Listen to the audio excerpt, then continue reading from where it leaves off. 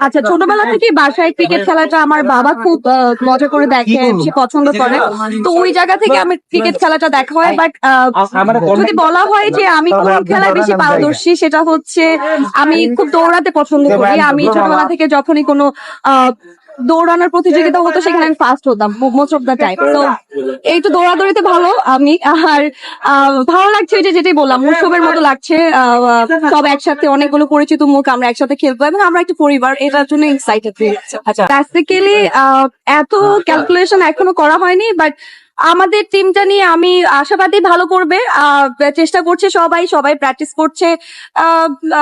It's okay, মানে এখানে হার জিতে থেকে বড় কথা হচ্ছে যে একসাথে খেলতে পারছি, এটাই আনন্দের। আমার কাছে এটা মনে হয়। আমাদের প্রস্তুতির জায়গা, আমরা সবাই চেষ্টা করছি, যেহেতু আমরা আসলে খেলাধুলার মানুষ না, আমরা আসলে যেই জায়গাতে কাজ করি অভিনয়ের জায়গা থেকে, তো এটা আমাদের সব থেকে বড় যেটা আমার মনে হয়েছে যে একসাথে আমরা অনেকগুলো মানুষ আছি একই অঙ্গনে।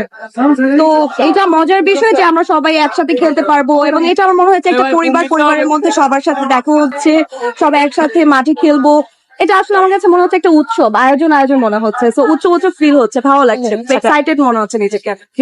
আমার এরকম, আমার যে কোনো বলে একটা 6 মারতে পারলে হয়। আর যদি 6টা বলে 6 মারতে পারি তাহলে তো আরো ভালো। মানে ব্যাটে বল লাগে, এটাই হবে যে আউট না হলেই হয়। আমরা তো সবসময় চাই ব্যাটে বলে মিলে যায়। হ্যাঁ, ব্যাটে বলে মিলে যায়, সেটাই যাতে হয়। কতটা কনফিডেন্ট? আমি অনেক কনফিডেন্ট। আমি আসলে ভালো লাগে আমার এই টাইপের কাজ, এগুলোতে অংশগ্রহণ করতে। সো ছোটবেলা থেকে আমি অনেক চঞ্চল, খেলাধুলা করতে পছন্দ করি। তো হোপফুলি যে এবার ভালো মানুষ শিখে। তো এবার আমাদের যারা আয়োজকরা আছেন তারা চেষ্টা করছে যে কোনগুলো হয়েছে গত খেলাতে এবার যাতে না হয়।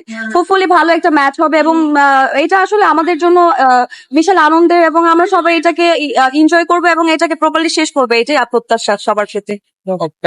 Thank you. Thank you.